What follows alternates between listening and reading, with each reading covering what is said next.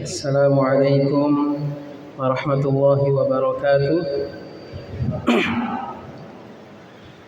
Alhamdulillah ala ihsanih wa syukru lahu ala taufiqihi wa amtinanih wa ashhadu an la ilaha illallah wahdahu la syarika lah ta'ziman li sya'nih wa ashhadu anna Muhammadan abduhu wa rasuluhu ad-da'i ila ridwanih sallallahu alaihi wa ala alihi wa sahbihi wa ikhwani. Amma ba'd. Ma'asyiral muslimin, jamaah sekalian yang semoga senantiasa dilindungi dan dirahmati oleh Allah Subhanahu wa taala. Kembali Allah Subhanahu wa taala menganugerahkan kepada kita nikmat yang begitu besar. Allah Subhanahu wa taala mengumpulkan kita di dalam sebuah rumah di antara rumah-rumah Allah Subhanahu wa taala untuk melakukan salah satu ibadah yang Allah wajibkan kepada kita semua, yaitu mempelajari tentang agama Allah Subhanahu wa taala. Nabi Muhammad sallallahu alaihi wasallam bersabda, "Talabul ilmi fariidatun ala kulli muslim." Menuntut ilmu merupakan kewajiban bagi setiap muslim, siapapun kita, berapapun usia yang Allah anugerahkan kepada kita. Selama kita adalah seorang muslim, maka kewajiban kita semua untuk menyiapkan waktu guna mempelajari agama Allah Subhanahu wa taala. Sebelumnya kami sampaikan terima kasih yang sebesar-besarnya kepada warga Desa Usoy yang telah memberikan kesempatan bagi kami untuk hadir di tempat ini. Penghargaan yang setinggi-tingginya kami haturkan kepada orang-orang tua kita yang berada di desa ini. Hadirnya kami di hadapan orang-orang tua kita sekalian bukan karena merasa lebih berilmu, namun kewajiban kita semua untuk menyampaikan firman-firman Allah Subhanahu wa taala dan sabda-sabda Nabi Muhammad sallallahu alaihi wasallam. Rasulullah sallallahu alaihi wasallam bersabda, "Ballighu anni walau ayah." Sampaikanlah dariku walaupun hanya satu ayat. Maka hadirnya kami di tempat ini tiada maksud untuk menggurui, namun hanya sekedar ingin mengamalkan perintah Nabi Muhammad sallallahu alaihi wasallam. Jamaah sekalian yang semoga dimuliakan oleh Allah Subhanahu wa taala, di antara bentuk kasih sayang Allah Subhanahu wa taala kepada hamba-hambanya, Allah Subhanahu wa taala mengutus kepada kita seorang rasul, yaitu Nabi Muhammad sallallahu alaihi wasallam, yang di antara sifat beliau sangat pengasih dan penyayang kepada para umatnya. Allah Subhanahu wa taala berfirman, "Laqad ja'akum rasulun min anfusikum azizun 'alaihi ma 'anittum harisun 'alaikum bil mu'minina raufur rahim." Sungguh telah datang kepada kalian seorang rasul dari kalangan kalian sendiri, azizun 'alaihi ma 'anittum, amat berat beliau rasakan hal-hal yang menyusahkan kalian. Jadi kalau ada perkara-perkara yang menyusahkan umatnya, beliau yang merasa berat. Harisun 'alaikum. Nabi Muhammad sallallahu alaihi wasallam sangat bersemangat untuk menyampaikan kebaikan kepada kalian. Bil mu'minina raufur rahim. Beliau sangat pengasih dan penyayang kepada orang-orang yang beriman. Maka sifat Nabi kita Nabi Muhammad sallallahu alaihi wasallam, beliau sangat sayang kepada umatnya. Beliau sangat-sangat ingin agar umatnya bahagia di dunia dan di akhirat. Di antara bentuk curahan kasih sayang Nabi SAW kepada umatnya, beliau senantiasa menyampaikan wasiat-wasiat, pesan-pesan, sabda-sabdanya yang jika kita amalkan dengan sebaik-baiknya, maka kebahagiaan dunia dan akhirat pasti akan kita dapatkan. Dan di antara wasiat beliau sallallahu alaihi wasallam yang alangkah mudahnya untuk kita renungi adalah ketika Nabi Muhammad sallallahu alaihi wasallam bersabda menyampaikan 3 buah pesan kepada para umatnya. Nabi sallallahu alaihi wasallam bersabda, "Ittaqillaha haitsu ma kunta wa atbi' as-sayyi'ata al-hasanata tamhuha wa khaliqin nasa bi khuluqin hasan." 3 buah pesan Nabi sallallahu alaihi wasallam yang jika kita pegang teguh, kita amalkan, pasti kita akan bahagia di akhirat. Yang pertama, Nabi sallallahu alaihi wasallam bersabda, "Ittaqillaha haitsu ma kunta." Bertakwalah engkau kepada Allah Subhanahu wa taala dimanapun engkau berada. Ini pesan pertama Nabi sallallahu alaihi wasallam. Nabi memerintahkan kita untuk bertakwa kepada Allah dimanapun kita berada. Jadi seorang muslim agar dia bahagia, yang pertama dia harus bertakwa kepada Allah. Dan apakah takwa itu? Para ulama menjelaskan bahwa takwa an taj'ala bainaka wa baina azabillahi wiqayah. Seseorang dikatakan bertakwa ketika dia melindungi dirinya dari siksaan Allah Subhanahu wa taala. Bagaimana caranya dia melindungi dirinya dari siksa Allah? Yaitu ketika dia bifi'li awamirihi, dengan cara dia mengerjakan perintah-perintah Allah, wa tarki ma'asihi, dan dia meninggalkan segala bentuk kemaksiatan kepada Allah. Itulah upaya seorang hamba menjaga dirinya dari siksa Allah. Dan ketika seorang hamba melakukan hal tersebut, dia disebut sebagai hamba yang bertakwa kepada Allah. Dan Nabi SAW memerintahkan kita untuk bertakwa kepada Allah Subhanahu wa taala dimanapun kita berada. Baik di saat kita bersendirian maupun kita di tengah keramaian. Karena terkadang seorang manusia di sebagian kondisi dia bertakwa kepada Allah, di kondisi yang lain dia menjadi hamba yang bermaksiat kepada Allah Subhanahu wa taala. Terkadang seseorang di hadapan manusia dia bisa menampilkan sosok yang dermawan, dia bisa bertutur kata yang lemah lembut, dia rajin membantu. Namun ternyata ada kepentingan-kepentingan yang ingin dia capai. Di saat dia bersendirian, tidak ada manusia yang bisa dia harapkan pujiannya, maka dengan mudahnya dia melanggar perintah-perintah Allah Subhanahu wa taala. Maka Nabi SAW memerintahkan kita agar kita bahagia. Kita harus bertakwa kepada Allah dimanapun kita berada. Baik kita bersama manusia, baik kita bersendirian, baik kita berada di kampung halaman kita maupun di perantauan, kita harus selalu bertakwa kepada Allah Subhanahu wa taala. Dan kita harus bertakwa kepada Allah apapun posisi kita di dalam masyarakat. Baik kita sebagai pemimpin, kita harus bertakwa kepada Allah. Baik kita sebagai kepala rumah tangga, kita harus bertakwa kepada Allah. Kita sebagai orang tua, kita harus bertakwa kepada Allah. Kita sebagai seorang anak, kita harus bertakwa kepada Allah. Kita sebagai pedagang, kita harus bertakwa kepada Allah.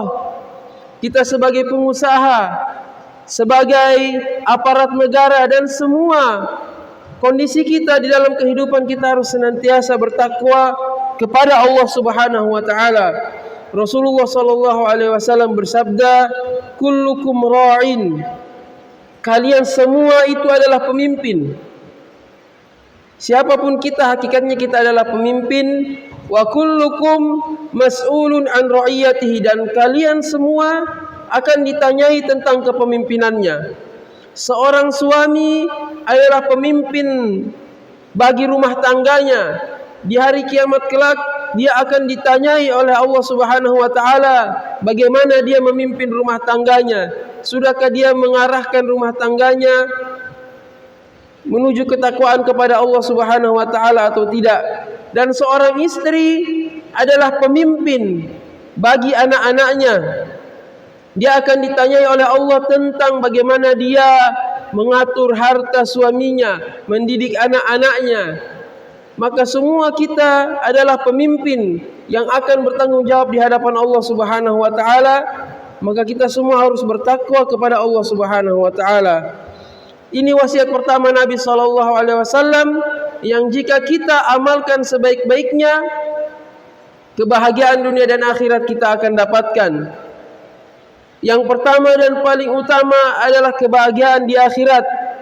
Kunci kebahagiaan satu-satunya, kunci keselamatan satu-satunya di akhirat kelak hanyalah jika kita bertakwa kepada Allah Subhanahu wa taala. Allah Subhanahu wa taala berfirman, "Wasari'u ila maghfiratin min rabbikum wa jannatin arduha as-samawati wal ardu uiddat lil muttaqin." Bersegeralah kalian menuju ampunan Allah dan menuju surga. Di hari kiamat nanti tidak ada tempat kecuali hanya surga dan neraka. Seseorang kalau tidak masuk surga ya berarti di neraka. Seseorang kalau tidak di neraka berarti di surga. Dan tidak ada di antara kita yang mau mencicipi walaupun sekejap pedihnya siksa neraka. Kita semua ingin masuk ke dalam surga Allah. Dan ternyata surga Allah itu uiddat lil muttaqin, hanya disiapkan bagi orang-orang yang bertakwa. Dan hanya orang yang bertakwa yang akan selamat dari pedihnya siksa neraka. Allah Subhanahu wa taala berfirman, "Wa in minkum illa wariduha kana 'ala rabbika hatman maqdiyya." Dan sesungguhnya setiap kalian wahai manusia pasti nanti akan mendatangi neraka.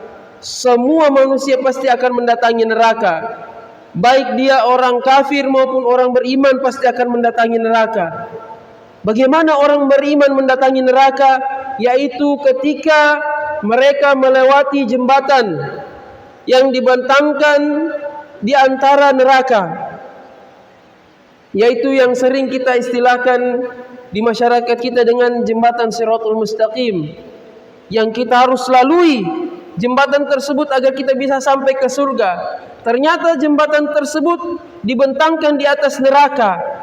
Maka tidak ada manusia yang tidak akan melewati jembatan tersebut.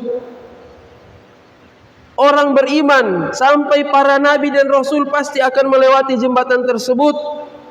Itulah maksud firman Allah, "Wa in minkum illa wariduha." Setiap kalian pasti nanti akan mendatangi neraka. yakni orang yang beriman dia akan melintasi neraka jahanam di atas jembatan tersebut. Jembatan yang sangat-sangat tipis. Seseorang hanya selamat di atas jembatan tersebut sesuai dengan kadar ketakwaannya kepada Allah Subhanahu wa taala. Oleh karena itu orang yang bisa selamat di jembatan tersebut hanyalah orang yang bertakwa. Allah berfirman, "Summa nunajjil ladzina taqaw." Kemudian akan kami selamatkan orang-orang yang bertakwa. Hanya orang-orang yang bertakwa yang bisa selamat melewati jembatan tersebut. Ketika seorang manusia tidak bertakwa kepada Allah, maka apa yang terjadi? Dia akan terjerumus ke dalam neraka jahanam. Dia gagal melewati jembatan tersebut. Oleh karena itu Nabi Muhammad SAW sangat sayang kepada kita. Beliau tidak mau kita sengsara di dunia apalagi di akhirat. Makanya beliau berpesan kepada kita, bertakwalah kalian kepada Allah dimanapun kalian berada. Ketika kita berdagang dengan jujur. Ketika kita menjadi seorang ayah, kita mendidik anak kita dengan baik. Agar kita menjadi hamba yang bertakwa dimanapun dan kapanpun kita berada. Jangankan kebaikan akhirat, kebaikan dunia pun akan kita raih apabila kita bertakwa kepada Allah. Sebab utama keberkahan dunia didapati oleh manusia adalah ketika mereka bertakwa kepada Allah. Keberkahan hasil bumi, keberkahan apa yang turun dari langit, keberkahan hasil laut akan kita dapatkan ketika kita bertakwa kepada Allah Subhanahu wa taala. Allah Subhanahu wa taala berfirman di dalam Al-Qur'an, "Walau anna ahlal qura amanu wattaqau lafatahna 'alaihim barakatim minas sama'i wal ard." Kalau seandainya penduduk negeri-negeri itu beriman dan bertakwa, maka pasti kami akan bukakan keberkahan dari langit dan bumi.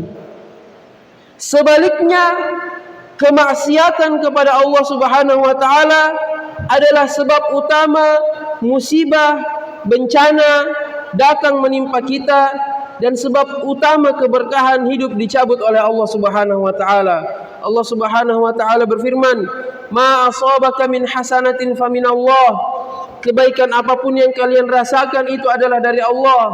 "Wa ma asabaka min sayyi'atin famin nafsik." Dan semua keburukan yang kalian rasakan, semua keburukan yang menimpa kalian, maka itu semua akibat perbuatan kalian sendiri, akibat dosa kita sendiri. Karena Nabi sangat sayang kepada kita. Nabi tidak hanya ingin kita selamat di akhirat, Nabi juga ingin kita mendapatkan keberkahan di dunia.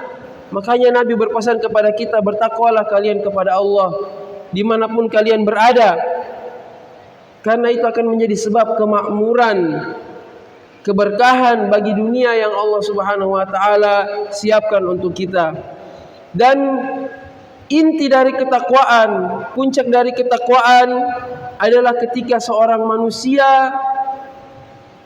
mengesahkan Allah Subhanahu wa taala di dalam ibadah, tidak menduakan Allah Subhanahu wa taala sedikit pun. Nabi sallallahu alaihi wasallam bersabda, "Al-imanu bid'un wa sittuna syu'bah." Iman itu memiliki 60 sekian cabang.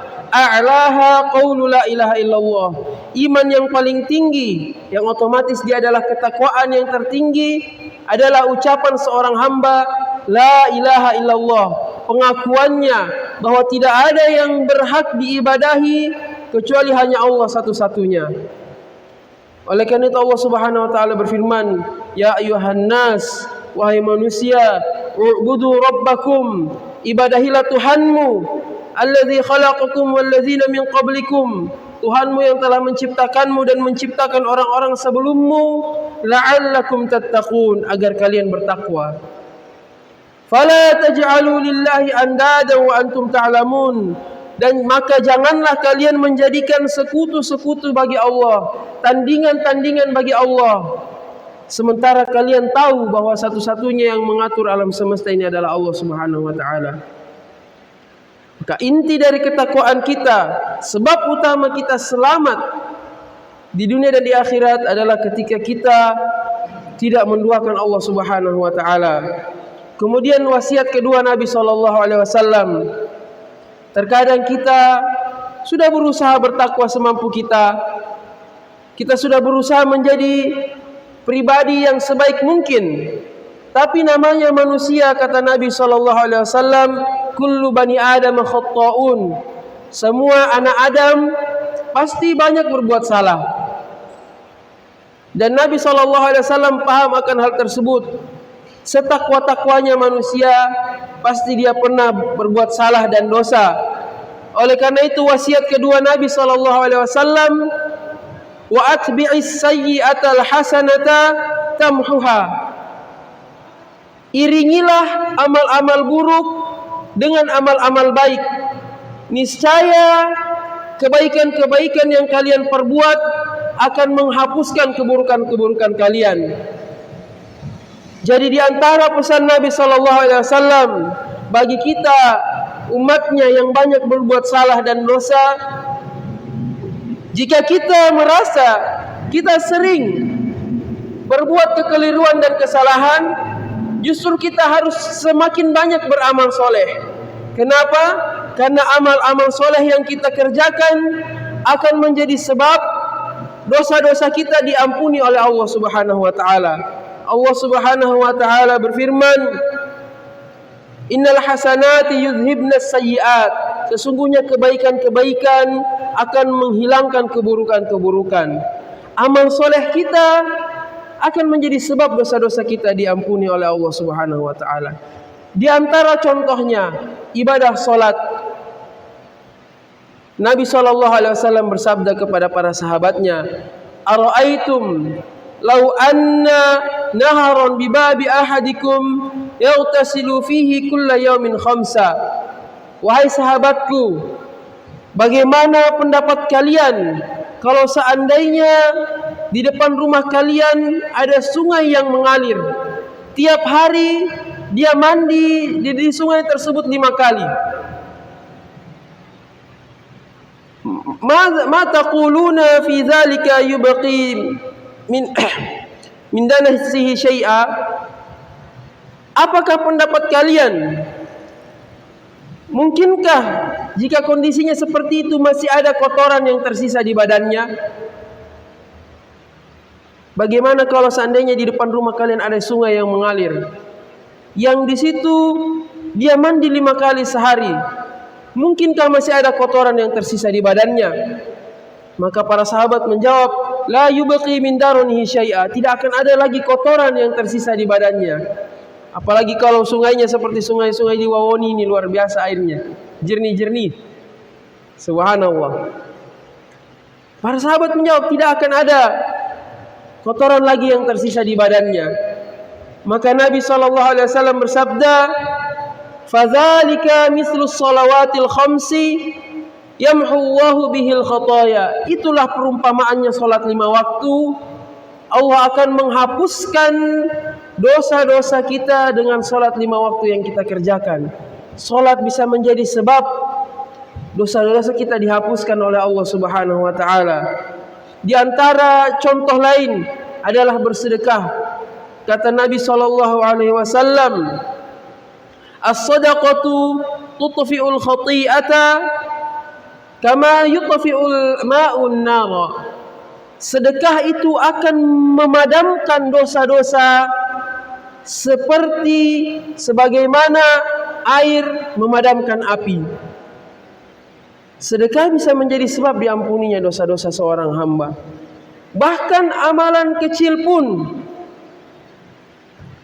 yang mungkin di mata manusia adalah amalan yang cukup sederhana, tapi jika dilakukan dengan penuh keikhlasan, dengan penuh ketulusan, akan menjadi sebab Allah mengampuni dosa-dosa kita. Rasulullah SAW mengisahkan di umat-umat terdahulu di kalangan Bani Israel pernah terjadi sebuah kejadian. Bainama kalbun yutifu biraqiyatin kada yaqtuhuluhul atash. Dahulu di umat-umat terdahulu pernah ada seekor anjing yang kehausan, maka dia mengelilingi sebuah sumur. Kada yaqtuluhul atash. Hampir-hampir rasa haus itu membunuhnya. Anjing tersebut hampir mati kehausan. Tapi apalah daya, dia seekor anjing. Dia berada di tepian sumur, tapi dia tidak bisa mengambil air di dalam sumur tersebut. Idza ra'athu baghiyatun min baghaya Bani Israel. Di saat itu melintaslah seorang wanita tunasusila, seorang wanita yang menjajakan dirinya kepada lelaki. Tapi dia dari kalangan Bani Israel. Dia melihat anjing tersebut hampir mati kehausan. Apa yang dia lakukan? Fanaza'at muqaha. Dia lepas sepatunya, karena mungkin di sumur tersebut tidak terdapat timba untuk mengambil air. Dia lepas sepatunya. Dia ambil air menggunakan sepatunya tersebut. Fasaqathu, dia berikan minum kepada anjing tersebut. Faghufira laha bihi, lantaran dia memberi minum seekor anjing, Allah Subhanahu wa taala mengampuni dosa-dosanya. Padahal dosa yang dia kerjakan bukan dosa yang ringan. Dia wanita yang sering melakukan perzinahan. Bahkan dia mengambil keuntungan dari perzinahan tersebut. Perbuatannya perbuatan haram. Harta yang dia konsumsi harta haram. Tapi ketika dia memberi minum seekor anjing, tentu disebarengi dengan keikhlasan. Murni dia lakukan hal tersebut karena Allah Subhanahu wa taala. Di saat itu tidak ada siapapun kecuali dia dan seekor anjing. Tidak ada manusia yang bisa dia harapkan pujiannya. Betul-betul dia lakukan itu tulus, ikhlas karena Allah.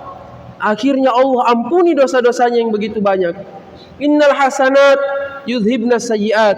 Sesungguhnya kebaikan-kebaikan akan menghapuskan dosa-dosa. Oleh karena itu Nabi SAW sayang kepada kita.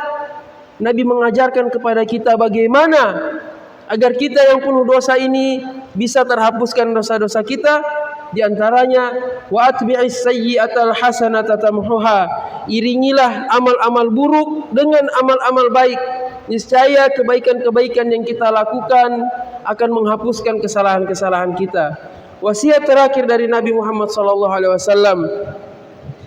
Wasiat beliau ini menunjukkan kepada kita bahwa Islam agama yang sempurna. Islam tidak hanya menuntut kita untuk memperbaiki hubungan kepada Allah, tapi Islam juga menuntut kita, sangat-sangat menekankan kepada umat Islam untuk menjaga hubungannya kepada sesama manusia. Wasiat terakhir Nabi SAW, wa khaliqin nasa bi khuluqin hasan. Bergaullah kepada manusia dengan akhlak yang mulia. Islam sangat memperhatikan bagaimana kita berhubungan sesama manusia. Nabi Muhammad SAW bersabda, "Innama bu'istu liutammima makarimal akhlak." Saya ini tidak lain diutus untuk menyempurnakan akhlak-akhlak mulia. Bagaimana kita bergaul sesama manusia, bagaimana kita memuliakan orang tua kita, bagaimana kita memuliakan tetangga kita, bagaimana kita memuliakan saudara-saudara kita, orang-orang yang masih memiliki hubungan darah dengan kita. Nabi SAW bersabda, "Ana za'imun bi baitin fi a'lal jannah liman hasuna khuluquhu." Saya menjamin rumah di surga yang tertinggi bagi orang-orang yang bagus akhlaknya. Bahkan Nabi SAW bersabda, "Akmalul mu'minina imanan ahsanuhum khuluqa." Manusia yang paling sempurna imannya, kata Nabi, bukan yang paling sering naik haji, bukan yang paling sering umrah, bukan yang paling banyak hafalan Qur'annya. Tapi Nabi SAW bersabda, manusia yang paling sempurna imannya ahsanuhum khuluqa, manusia yang paling bagus akhlaknya.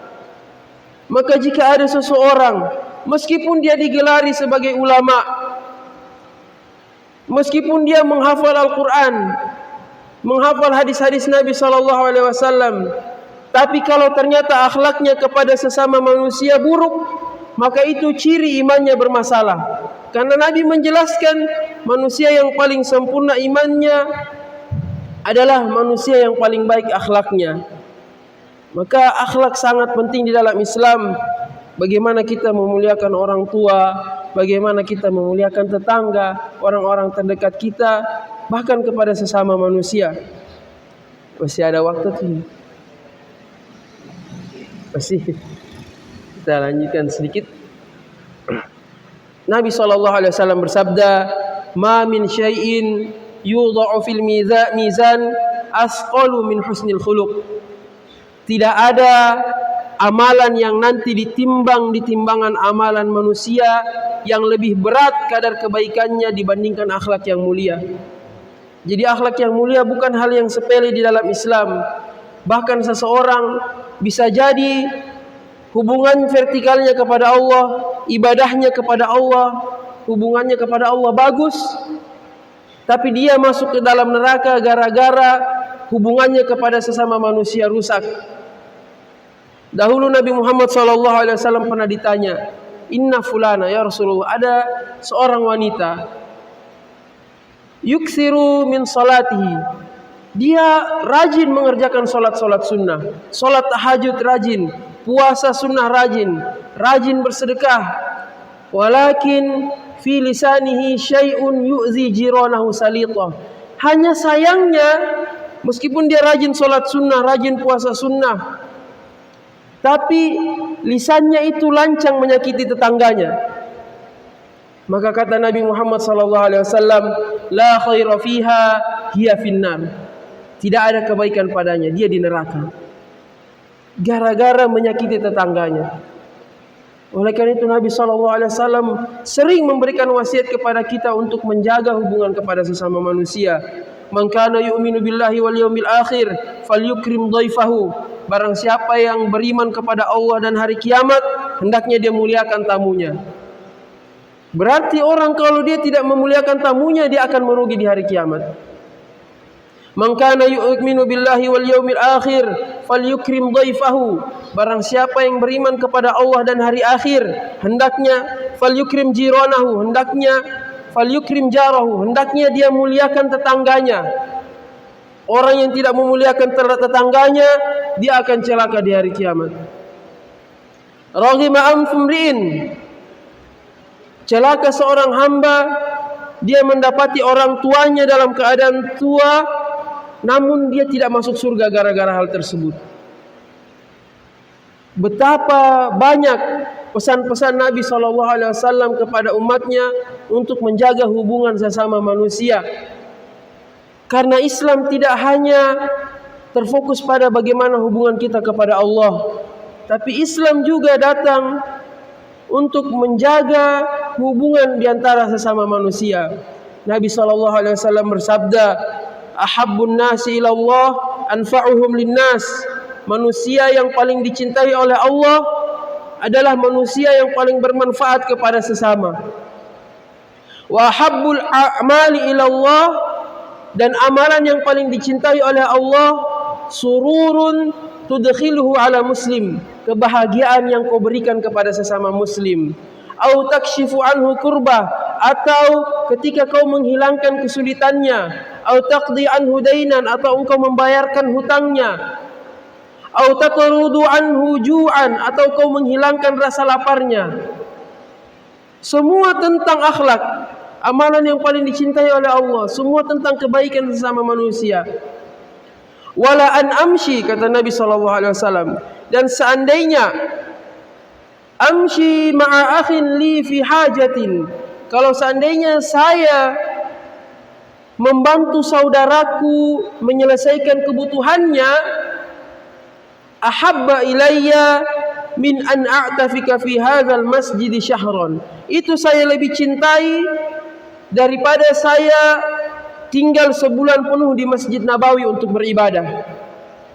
Padahal Masjid Nabawi itu luar biasa keutamaannya.